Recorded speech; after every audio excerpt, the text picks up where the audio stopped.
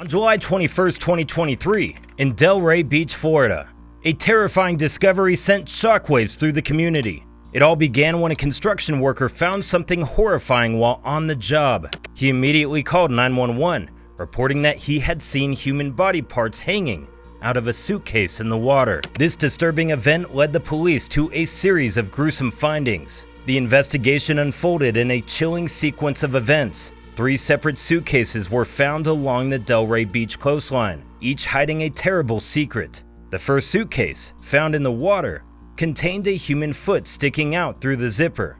It was a horrifying sight. Just an hour later, another suitcase was discovered on the rocks by the waterway.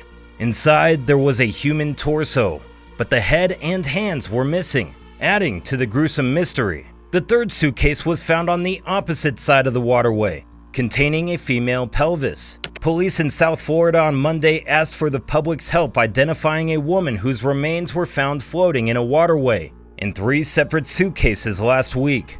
The Delray Beach Police Department held a press conference to generate clues as to whose body parts were found Friday in the intra-coastal waterway near Palm Trail. In total, detectives found 3 suitcases along Delray Beach, 9 miles north of Boca Raton, filled with human remains, 1 floating in the water, and a short time later, 2 more at nearby locations along the beach. All 3 pieces of luggage were found about 1 mile apart in an intra-coastal waterway between the George Bush Boulevard Bridge near Palm Trail and the Linton Boulevard Bridge in an upscale area of the city, according to police. Detective Casey Kelly shared some information about the victim. She was believed to be a Hispanic or white woman, aged between 35 and 55, standing about 5 foot 4 inches tall. It was also believed that the female victim wore a floral tank top with a black undershirt and black mid-thigh shorts. The floral tank top, investigators said Monday, may have been made in Brazil by the company Betsabe, with a black undershirt and black shorts. Authorities determined that the suitcase had been thrown into the water between July 17th and July 20th in Palm Beach County. The investigation was becoming a chilling puzzle. Law enforcement had issued descriptions of 2 of the suitcases. One was a purple Ricardo Beverly Hills bag, and the other was a roller suitcase with green and black polka dots from Charlie Sports. Furthermore, in a recent development, Florida police have released reconstructed photos of an unidentified woman whose body was then in an early stage of decomposition. This image served as a haunting reminder of the horrors of the case. As the investigation deepened, the pieces of this grim puzzle started to come together. The victim was identified as Adel Barbosa Fontes, an 80-year-old woman who had been married to William Lowe, a 78-year-old man, for about 15 years. This revelation shocked the community as they fought with the idea that such a horrific crime had happened. The medical examiner's findings confirmed that Fontes had died from a gunshot wound to the head, a brutal act that defied understanding. The investigation took a chilling turn when a tote-type bag was found with twine and a man's belt, containing the victim's head with gunshot wounds behind both ears. Witnesses came forward describing Lowe's suspicious behavior. 2 witnesses told detectives on July 23rd that Lowe had come to the area of Busita Road, where the 3rd suitcase was located, for several days prior to the date the suitcase was found, staring out of the water. When they asked Lowe what he was looking at, as he appeared nervous, he told them he was waiting for the big boat to come into the harbor. Several workers in the area saw Lowe looking at the suitcase in the water on July 21st and saying "shit" before leaving the area in his car. Further evidence emerged as witnesses reported seeing a man using a metal pole in the waterway on July 20th, raising disturbing questions. Authorities took Lowe to the Delray Beach Police Department on July 31st for questioning, where he said he was married to Fontes, adding that she had been in Brazil for about 3 weeks. Authorities questioned Lowe, who claimed to be married to Fontes but couldn't provide details about their last contact. When shown photos of the suitcases, he denied any knowledge of them or the airline barcode sticker with his wife's name. Police executed a search warrant at Lowe's Delray Beach apartment on July 31st.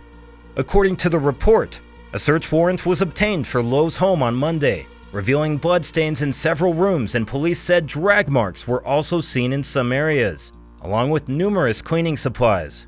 As detectives were searching the home, They said they found Lowe climbing through the back window of his apartment, and when he was questioned, he claimed he needed his storage unit keys.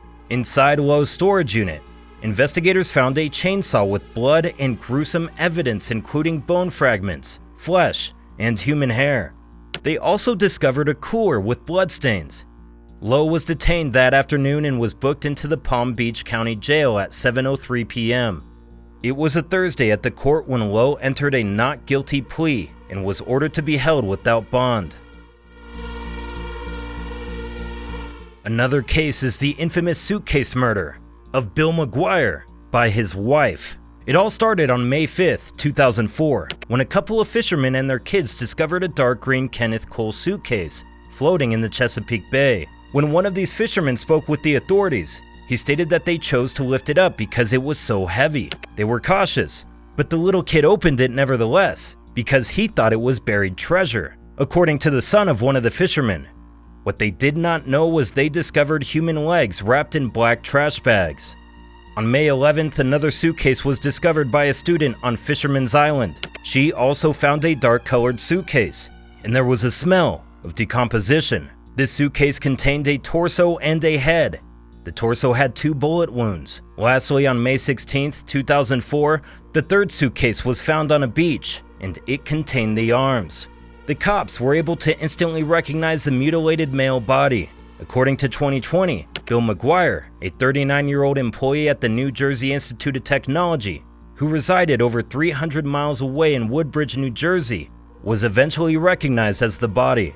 Bill Maguire had been shot several times, according to the medical examiner. When Bill's friends were questioned, they immediately assumed that Melanie, Bill's wife, had done it after learning that it was in fact Bill's body. Melanie lived in New Jersey. Thus, the Virginia police had to hand up their investigation to the New Jersey State Police, and they almost immediately discovered evidence against her. Bill Maguire was born in September 1964. When he first met his wife, Melanie Maguire, they were co-workers at the same restaurant, and they hit it off right away. Melanie went on to become a nurse at a fertility clinic, while Bill later joined the Navy and worked as a computer programmer. Their 2 boys, who had just turned 4 and 1 years old at the time Bill was killed, were born after their wedding in 1999. Bill and Melanie had been married for 5 years in April 2004. They had just bought a $500,000 house in Woodbridge, New Jersey. They reportedly had an extremely turbulent relationship, as per Melanie's statement. Melanie claimed that a few days before Bill went missing, they had a particularly heated argument. They were squabbling over the home. Bill felt very disappointed that they settled on this house because he intended to relocate to Virginia Beach. According to her, Bill punched her in the face with an open palm and put a dryer sheet into her mouth. She said that he had also hit her prior to the incident. Bill would eventually be discovered dead. Melanie was accused of giving Bill drugs, shooting him, and then murdering and dismembering him. In addition, police learned that Melanie was having an affair with Bradley Miller, a physician at her clinic, and that she had purchased a firearm in Pennsylvania 2 days before Bill went missing. Investigators discovered more and more proof that Melanie Maguire may have killed her husband. Bradley Miller had prescribed 2 syringes and a vial of the sedative, chloral hydrate, which was found in Bill's car. Miller, however, asserted that Melanie's handwriting can be seen on the prescription. Police also discovered a number of suspicious internet searches on Maguire's home computer, including queries about how to purchase guns illegally, how to commit murder, and undetectable poisons. They also had reason to believe that the garbage bags found in Maguire's home matched the ones that had been used to wrap around Bill Maguire's dismembered body. Melanie's affair, Dr. Miller, eventually gave testimony against her during her trial. The case of Melanie Maguire, who was accused of first-degree murder and given the moniker Suitcase Killer by the media outlets, garnered global news in the middle of the 2000s. Her 2007 trial was shown across the country on television. The desire to begin a new life with her boyfriend, Dr. Bradley Miller, a partner at the medical clinic RMA Associates where Melanie Maguire worked as a nurse, was thought to have been Melanie Maguire's driving force in killing her husband, according to the prosecution. On June 5, 2005, investigators arrested Melanie Maguire and charged her with first-degree murder. However, she pleaded not guilty. They surmised that Melanie had sedated Bill, shot him, and cut up his body. She was released on bail and was charged a year later on October 26, 2006. She is now charged with 2 counts of hindering apprehension. She allegedly wrote letters to the police, trying to get the blame off of her. Dubbed the Suitcase Killer, she was found guilty and sentenced to life in prison on July 19, 2007, at the age of 34. She was also found guilty of perjury, concealing human remains, and possessing a weapon against the law. For the counts of obstructing an investigation, tampering with evidence, and possessing Xanax without a prescription, Melanie Maguire was found guilty following a trial that lasted almost 1.5 months. On July 19, 2007, she received a life sentence. Melanie asserted that she did not commit the infamous Suitcase murder and that her husband had rushed away following an altercation. Bill allegedly had a problem with gambling and a short fuse, according to Melanie. She claimed that he would occasionally assault her and that the marriage of the two was quite unhappy, and that is why Melanie had started an affair with a coworker. That's what happened the night of April 28, 2004, the day Bill Maguire disappeared. According to his wife, Melanie alleges that Bill struck her, tried to choke her with a dryer sheet, and shoved her against the wall during a fight. The very next day, Melanie attempted to file for a restraining order and met with divorce lawyers. Bill, however, was not reported missing by her. Approximately a week later, in the Chesapeake Bay, a luggage containing his body parts started to float to the top. Melanie is not the only person who thinks the police made a mistake. The Direct Appeal podcast by criminology professors Megan Sachs and Amy Schlossberg at Farley Dickinson University is entirely devoted to contesting Melanie's conviction. 14 years have passed since Melanie Maguire's conviction. She's now a 47-year-old inmate at the Edna Mann Correctional Facility in Clinton, New Jersey, where she claims that she's not only innocent of killing her husband, but that his real killer is still out there. Another comparable incident occurred on September 1st, 2022. The discovery of the separated remains of a Macys employee in New York City within her apartment building shocked everyone in the neighborhood. The distressing discovery of the aspiring teacher's lifeless body took place on a Wednesday, prompted by a concerned call from her aunt, who had not heard from her since the previous Sunday. There had also been complaints from other building occupants about a foul smell that pervaded the area. The victim was found out to be 22-year-old Brooklynite Deasia Johnson. The horrifying reality came to light when her fragmented remains were discovered in her Cypress Hills condominium, hidden inside bags. Security personnel reportedly let her abusive partner access the building on several occasions, and on that particular day, refusing to cooperate with security personnel, locked himself inside her apartment, which led to this terrible tragedy. When guards arrived at the unit, the boyfriend, who had not yet been identified at that time and reportedly lived in the unit at times, and another man refused to let them in. Faced with the unimaginable tragedy, Johnson's grieving family pointed fingers at the building staff, claiming they could have done more to save her from the impending danger. One of Johnson's aunts, who wished to remain anonymous, shared her distressing experience, saying, "The next thing I hear, a detective calls me and tells me it's a crime scene now."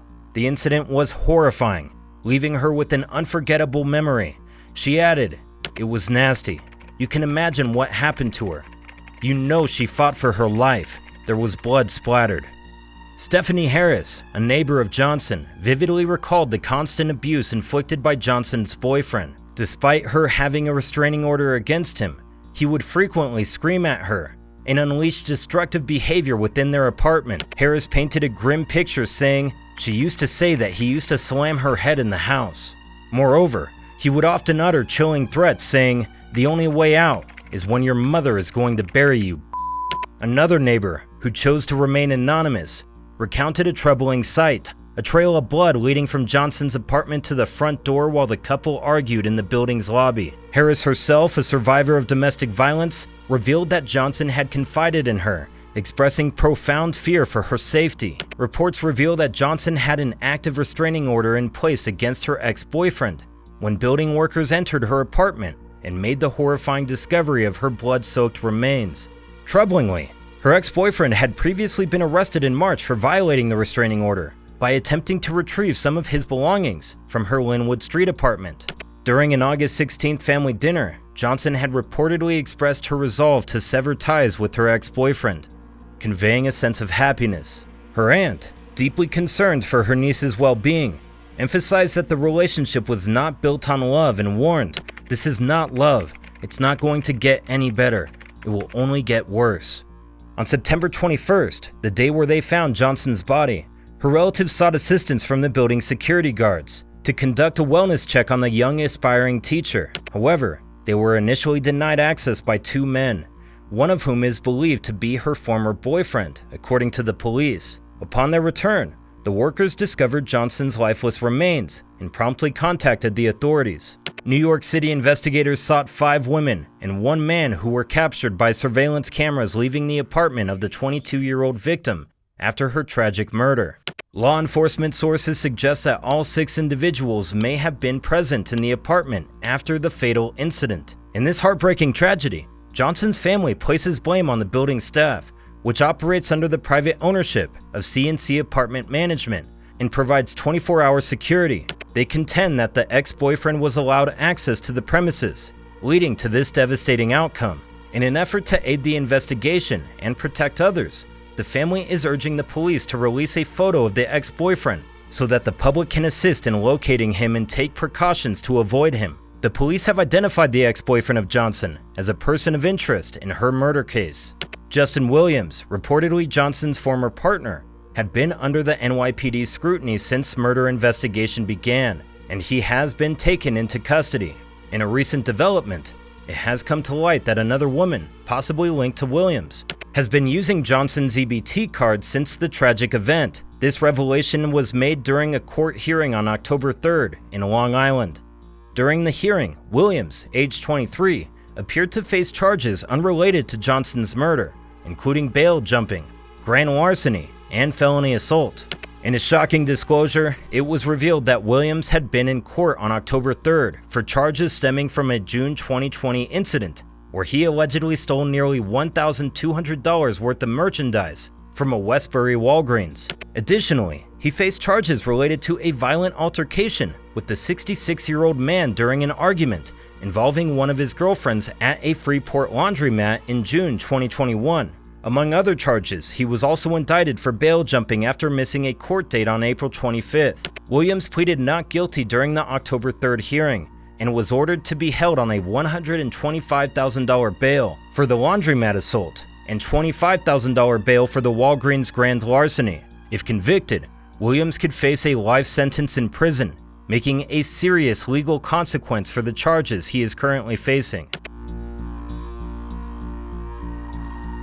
The same case applied to Sarah Boon. The Florida woman faces allegations of zipping her boyfriend inside a suitcase during what was allegedly a game of hide and seek at their Winter Park residence in February 2020, leaving him there until he died. On February 24, 2020, at precisely 1:01 p.m., Sarah Boon placed a call to 911, reporting the discovery of her boyfriend, Jorge Torres Jr., passed away in their Winter Park apartment in Florida.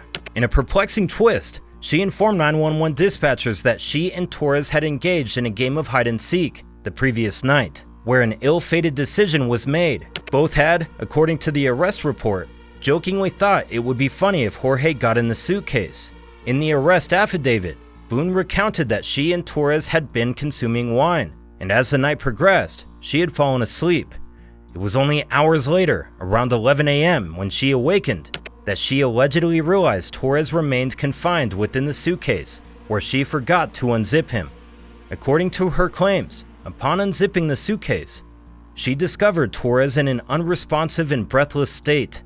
Faced with this grim situation, she reached out to her ex-husband, who commanded her to dial 911, ultimately setting in motion the investigation into this tragic event. Minutes after that 911 call, the Orange County Fire Department arrived and confirmed that Torres was dead. The investigation into Sarah Boon took a deeply disturbing turn when the discovery of 2 incriminating videos on her phone showed that she intentionally left him in the suitcase despite his pleas for release.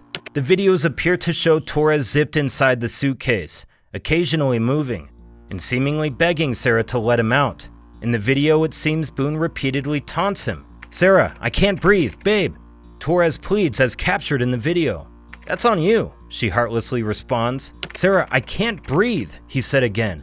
"That's on you," Boon responds, even laughing. Investigators noted that these videos were recorded shortly after 11 p.m., hours before Boon finally made the fateful 911 call. In a particularly disturbing revelation, the second video portrays the suitcase in a different position, overturned, and now situated on the left side of the living room. According to the arrest report, the autopsy conducted on Torres revealed a painful account of his final hours. The autopsy found that Torres had scratches on his back, a large scratch on his neck, bruising on his left shoulder, and further bruises on his forehead resulting from what was described as blunt force trauma. Additionally, a cut on his lip was documented in the report. On February 23, 2020, Torres suffocated within the suitcase, his cries for help echoing, while Sarah Boon jeered in a drunken haze. Those dreadful cell phone videos capture the horrifying reality of his 11 hours inside the suitcase, which ultimately led to his death by asphyxiation. Boon called 911 around 1 p.m. the next afternoon, saying, "My boyfriend and I were playing last night, and I put him in the suitcase when we were playing a hide-and-seek kind of thing." Court documents reveal a troubling pattern of violence within the couple's relationship, both of them being 42 years old at the time of the tragic incident. They each had previous arrests for battering one another. In July 2018, Boon faced charges of domestic battery by strangulation, and at that time, they had already been living together for a year and a half. Meanwhile, at that time, Torres had a different story to tell. He told investigators Boon tried to strangle him. He said he had to kick her off to stay alive. Sheriff's deputies, however, were unable to definitely identify the primary aggressor in the altercation. As a result, they charged Torres with battery and Boon with aggravated battery with strangulation. To a surprise, both parties declined to press charges against each other, and they were released on bond, ultimately leading to the case being dropped. The cycle of violence persisted in June 2019, when Torres faced accusations of striking Boon on multiple occasions. Law enforcement responded to a domestic violence call at the couple's residence, with Boon recounting that Torres had assaulted her, targeting her head, face, legs, and arms out of anger due to her interaction with another man. She claimed that he had even threatened her life, alarmingly uttering the words, "You're going to die." Although Boon refused medical treatment, she completed a domestic violence worksheet, and Torres found himself under arrest. Boon testified against him during his court hearing. The judge granted Torres' release from jail, but with stringent conditions. He was required to abstain from alcohol and drugs and maintain a separate residence from Boon. Unfortunately, it appears that Torres was either unable or unwilling to adhere to these conditions, contributing to the tragic outcome that unfolded on that fateful night. In September 2019, Torres was detained by the police for breaking the conditions of his release. He entered Boon's bedroom while she was asleep, the criminal complaint claims, and punched her in the head. After these incidents, they eventually returned to living together. Red flags were raised, but no one paid attention. The public has been closely following the Sarah Boon case, and tensions are high as they wait for the decision. The trial date for Sarah Boon was originally scheduled for April 2023, but was later moved to July 2023. However, due to yet another postponement, a new date for the trial, October 2023, has been determined. Some claim that it appears that the defense team is to blame for the delays, while others point to the complexity of the case, the need for thorough investigations, or the search for a qualified expert witness.